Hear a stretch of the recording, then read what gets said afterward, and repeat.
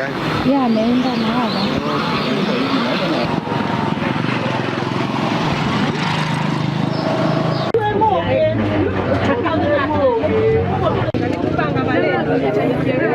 Niĩ njĩtagwo Henry Kabiru na gũkũ gwetirwo ndũnyũ tondũ kwarĩ ndũnyũ ya kwendia ng'ombe. Ng'ombe ciendanagĩrio gũkũ. Nĩ Ũkabi na Gĩkũyũ nĩo magũranaga. Makĩambĩrĩrio na ithĩnjĩro. Ndũnyũ ĩno gwĩciria niĩ ndĩ mũgeni mũno. Ndikarĩte makĩria ya mĩaka 10. No ndĩ mũgeni ndũnyũ ona niĩ ngorete ĩgĩtwo ndũnyũ no ngĩciria yetirwo ndũnyũ tondũ kwĩna thoko gũkũ gwĩtagwo Dagoretti Market. Rĩu ngwĩciria makahũthia market na Gĩthũngũ makamĩta ndũnyũ.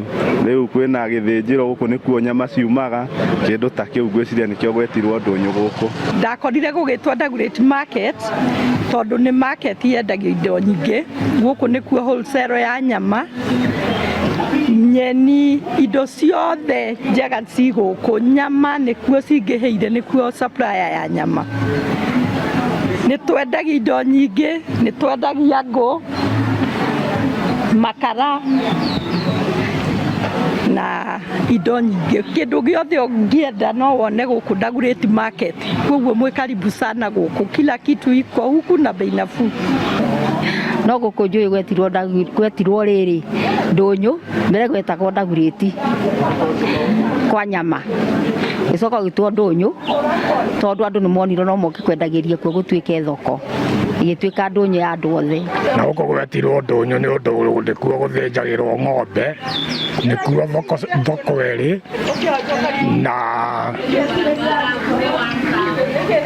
na tene gwetagwo ndũnyũ ya gaikia ngũ.